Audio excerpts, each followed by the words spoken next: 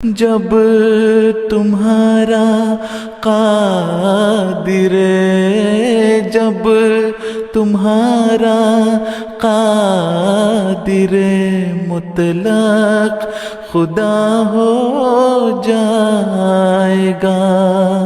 اعوذ باللہ من الشیطان الرجیم، بسم اللہ الرحمن الرحیم۔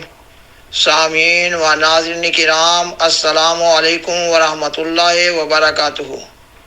خاکسار سیدنا حضرت محمد رسول اللہ صلی اللہ علیہ وآلہ وسلم کی سیرت طیبہ کے حوالے سے آپ کے خلق عظیم صدیق ہونے پر پروگرام پیش کر رہا ہے۔ پروگرام کو آگے بڑھانے سے قبل خاکسار درخواست کرتا ہے کہ اگر آپ کو یہ پروگرام پسند آئے تو اسے لائک کریں، اپنے دوستوں اور فیملی ممبر سے شیئر کریں، اور بالخصوص اپنے بچوں کی تعلیم و تربیت کے لیے اس مضمون کو آسان پیرائے میں ان کو سمجھانے کی کوشش کریں، اور اس چینل کو سبسکرائب کریں۔ جزاکم اللہ تعالی احسن الجزا۔ سامعین و ناظرین کرام، اللہ تعالیٰ قرآن مجید کی سورت القلم کی آیت 5 میں آپ صلی اللہ علیہ وآلہ وسلم کے بارے میں فرماتا ہے، اِنَّکَ لَعَلَىٰ خُلُقٍ عَظِیمٍ، یہ کہ آپ خلق عظیم پر قائم ہیں، لہٰذا آپ کا ہر خلق عظیم ہے۔ اور آج خاکسار سیدنا حضرت محمد رسول اللہ صلی اللہ علیہ وآلہ وسلم کی سیرت طیبہ کے حوالے سے آپ کے خلق عظیم صدیق ہونے پر پروگرام پیش کر رہا ہے۔ آپ کی قوم نے آپ کے دعوی نبوت سے قبل آپ کو صدیق اور امین ہونے کا خطاب دیا۔ جب کبھی سیدنا حضرت محمد رسول اللہ صلی اللہ علیہ وآلہ وسلم کی سیرت طیبہ کے حوالے سے آپ کے خلق عظیم صدیق اور امین پر بات کی جا رہی ہو تو آپ کے صدیق ہونے کو ہی زیادہ تر زیر بحث لایا جاتا ہے۔ اس سے معلوم ہو رہا ہے کہ صدیق آپ کا وہ خلق عظیم ہے جو سرچشمہ اخلاق ہے۔ یہ وہ خلق عظیم ہے جس کے نتیجہ میں باقی اخلاق حسنہ پیدا ہوتے چلے جاتے ہیں۔ آپ کی سیرت طیبہ کا ہر پہلو ایسا عظیم ہے کہ اس پر بات کرنے کا حق کبھی بھی پورے طور پر ادا نہیں ہو سکتا۔ بالخصوص آپ کا صدیق اور امین ہونا ایک معجز نما خطاب ہے۔ آپ کی قوم نے آپ کو صدیق اور امین ہونے کا خطاب دیا۔ ساری قوم نے بالاتفاق یہ خطاب آپ کو دیا۔ ہر قوم میں بعض لوگ سچائی کے اعلیٰ مقام پر ہوتے ہیں، بعض لوگ امانت دار بھی ہوتے ہیں، لیکن کوئی قوم بھی یک زبان ہو کر اپنے میں سے کسی شخص کو صدیق اور امین ہونے کا خطاب نہیں دیتی۔ بعض اقوام قومی سطح پر اپنے بعض قومی ہیروز کی قربانیوں پر ان کو بعض خطابات دیتی ہیں، مگر وہ خطابات اس طرح ساری قوم کی طرف سے یعنی پبلک اور عام خطاب نہیں ہوتے، حکومتی ادارے خطاب دیتے ہیں، اور ان خطابات میں اس طرح عظمت اور شان و شوکت بھی نہیں ہوتی جس طرح کی عظمت سیدنا حضرت محمد رسول اللہ صلی اللہ علیہ وآلہ وسلم کے کردار سے ظاہر ہو رہی ہے، اور جس طرح کا تقدس اور جلال آپ کے خطاب صدیق اور امین ہونے میں نظر آ رہا ہے۔ آپ کے ان خطابات سے غیر معمولی عظمت کا احساس ابھر رہا ہے۔ نہیں کہا جا سکتا کہ دنیا میں ایسے خطاب دینے کا رواج تھا یا پھر عربوں میں ایسے خطاب دینے کا رواج تھا، یہ کہ اس رواج کے تحت آپ کی قوم نے آپ کو یہ خطاب دے دیا۔ حالات بتا رہے ہیں کہ آپ صلی اللہ علیہ وآلہ وسلم سے قبل دنیا میں یا عرب میں کسی بھی شخص کو کبھی ایسا خطاب نہیں دیا گیا۔ معلوم ہو رہا ہے کہ آپ کے خلق عظیم صدیق اور امین انتہائی کمال کو پہنچے ہوئے تھے۔ آپ کے یہ دونوں خلق عظیم ایک اعجازی رنگ اختیار کیے ہوئے تھے۔ حیران کر دینے والی بات یہ ہے کہ عربوں کی ساری قوم میں سے ایک شخص کی بھی رائے اپنی قوم کی اجتماعی رائے کے خلاف نہ تھی۔ سامعین و ناظرین کرام، سیدنا حضرت محمد رسول اللہ صلی اللہ علیہ وآلہ وسلم کی نبوت سے قبل آپ کی جوانی کا ایک مشہور واقعہ ہے جو تاریخ اسلام میں بہت مشہور و معروف ہے۔ وہ یہ کہ خانہ کعبہ کی عمارت کو نقصان پہنچ گیا تھا۔ قریش مکہ نے اس عمارت کو گرا کر اثر و تعمیر کرنے کا پروگرام بنایا۔ جب قریش مکہ خانہ کعبہ کی تعمیر نو کرتے ہوئے حجر اسود رکھنے کی جگہ پر پہنچے تو قریش کے قبائل میں سخت جھگڑا پیدا ہو گیا کہ کون سا قبیلہ حجر اسود کو اس کی جگہ پر نصب کرے۔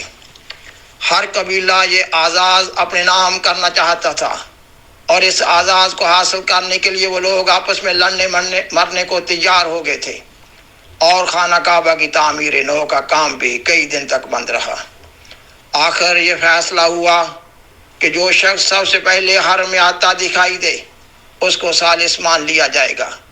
یہ طے ہی ہوا تھا کہ لوگوں نے دیکھا سیدنا حضرت محمد رسول اللہ صلی اللہ علیہ وسلم تشریف لا رہے ہیں۔ سب لوگ یک زبان ہو کر پکار اٹھے، وہ دیکھو صدیق آ گیا، امین آ گیا، صدیق آ گیا، امین آ گیا۔ آپ صلی اللہ علیہ وآلہ وسلم نے اپنی چادر لی، حجر اسود کو اس پر رکھ دیا اور قریش کے رؤسا کو اس چادر کے کونے پکڑا دیے اور چادر اٹھانے کو کہا۔ سب نے مل کر چادر کو اٹھایا۔ جب یہ چادر حجر اسود کے مقام تک اٹھائی گئی تو آپ صلی اللہ علیہ وآلہ وسلم نے اپنے دستے مبارک سے حجر اسود کو اٹھایا اور اس کی جگہ پر رکھ دیا۔ اور جب اللہ تعالیٰ نے آپ کو نبوت کے مقام پر فائز فرمایا تو آپ سے اعلان کروایا کہ دعویٰ سے قبل آپ صلی اللہ علیہ وآلہ وسلم کس درجہ سچائی کے اعلیٰ مقام پر فائز تھے۔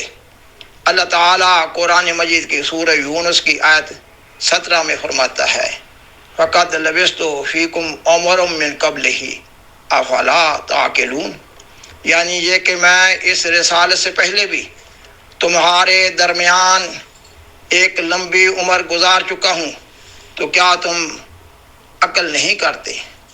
سامعین و ناظرین کرام، سیدنا حضرت محمد رسول اللہ صلی اللہ علیہ وآلہ وسلم اپنے پر نازل ہونے والی پہلی وحی کے بعد غار حرا سے واپس اپنے گھر لوٹے اور اپنی وفا شعار بیوی ام المومنین حضرت خدیجہ رضی اللہ تعالی عنہا سے اپنی اس نئی ذمہ داری کے بارے میں فکر مندی کا اظہار کیا تو حضرت خدیجہ رضی اللہ تعالی عنہا نے بے ساختہ کہا واللہ اللہ آپ کو کبھی ضائع نہیں کرے گا، آپ صلہ رحمی کرتے ہیں اور ہمیشہ ہی سچ بولتے ہیں اور کمزوروں کے بوجھ اٹھاتے ہیں، وہ اخلاق جو مٹ چکے ہیں ان کو زندہ کرتے ہیں، مہمان نوازی کرتے ہیں اور مصیبت زدوں کی مدد کرتے ہیں۔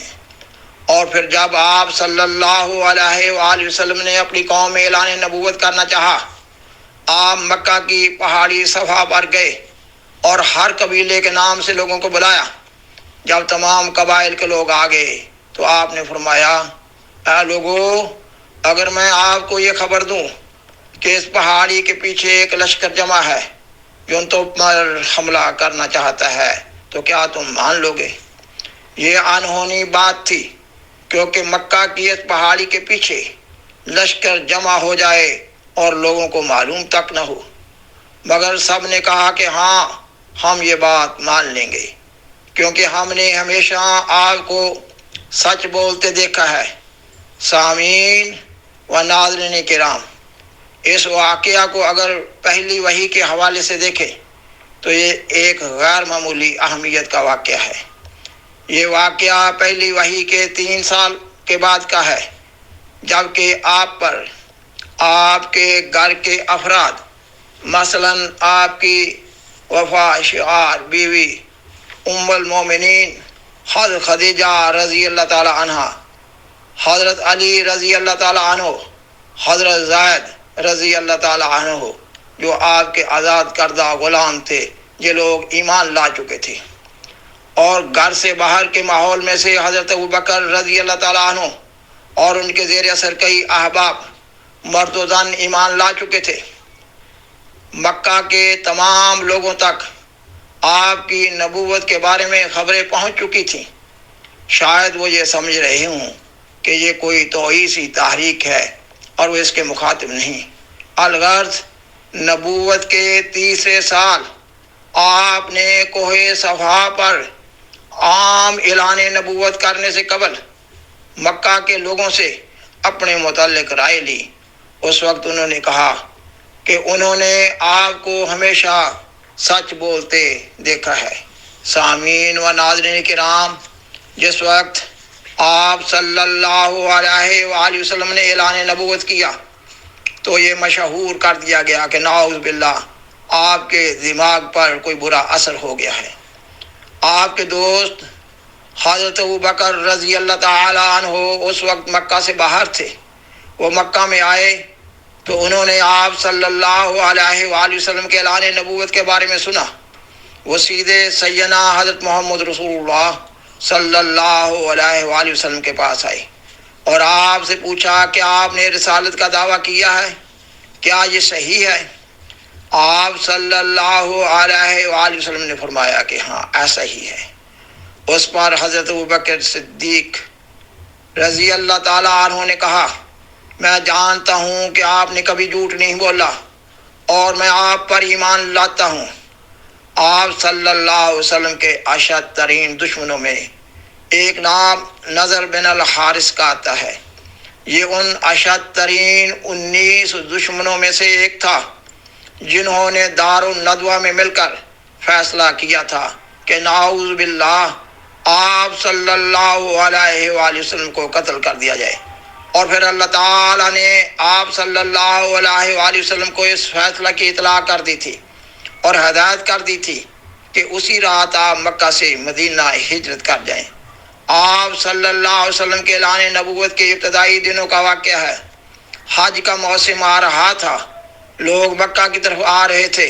روسائے قریش ایک جگہ اکٹھے ہوئے، یہ کہ لوگ حج کے موقع پر مکہ میں آئیں گے اور آپ کے دعویٰ کے بارے میں پوچھیں گے، اس لیے سب مل کر ایک ہی جواب سوچ لیں تاکہ لوگ ان کی طرف سے ایک ہی جواب پا کر مطمئن ہو جائیں۔ کسی نے کوئی رائے دی، کسی دوسرے نے کوئی دوسری رائے دی، کوئی اچھا جواب نہ بن رہا تھا۔ ان میں سے ایک شخص نے کہا کہ ہم کہہ دیں گے کہ آپ جھوٹ بول رہے ہیں۔ اس وقت وہ اشد ترین دشمن نضر بن الحارث کھڑا ہوا اور بڑے جوش سے کہنے لگا، وہ جواب سوچو جو معقول نظر آئے۔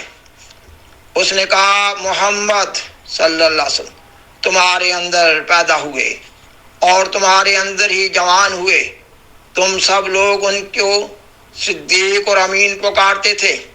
اب جب کہ وہ اس عمر کو پہنچے ہیں کہ بال سفید ہونے لگے ہیں تو انہوں نے اعلان نبوت کر دیا۔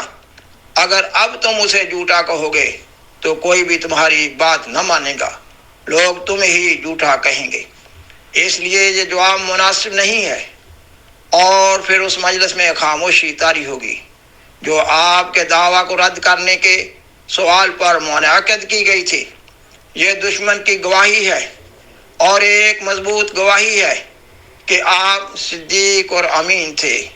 آپ کی قوم مذہبی دشمنی کی بنا پر جھوٹے طور پر مل کر بھی آپ کے اس خلق عظیم کے خلاف کوئی دلیل لانے میں کامیاب نہ ہو رہی تھی۔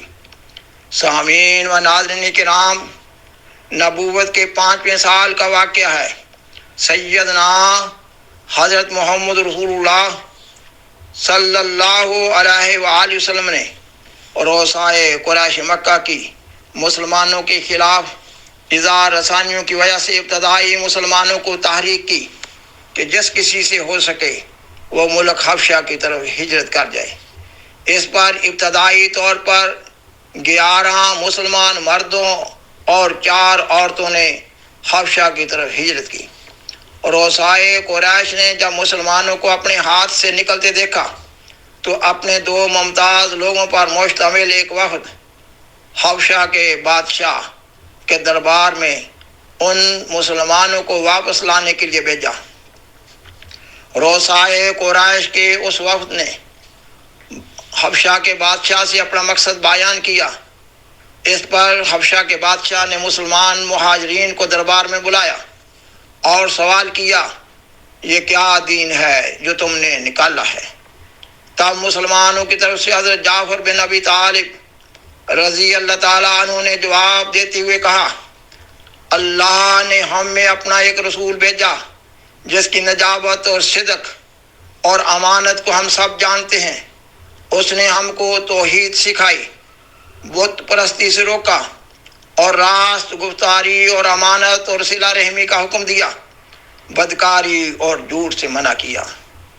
اور پھر سیدنا حضرت محمد رسول اللہ صلی اللہ علیہ وآلہ وسلم کے مکہ سے مدینہ ہجرت فرما جانے کے بعد چھٹے سال کا واقعہ ہے یہ کہ صلح حدیبیہ کے معاہدہ کے بعد آپ نے ملک عرب کے بعد روسا اور عرب کے ماحول سے باہر کے بعد بادشاہوں کو تبلیغی خطوط لکھے۔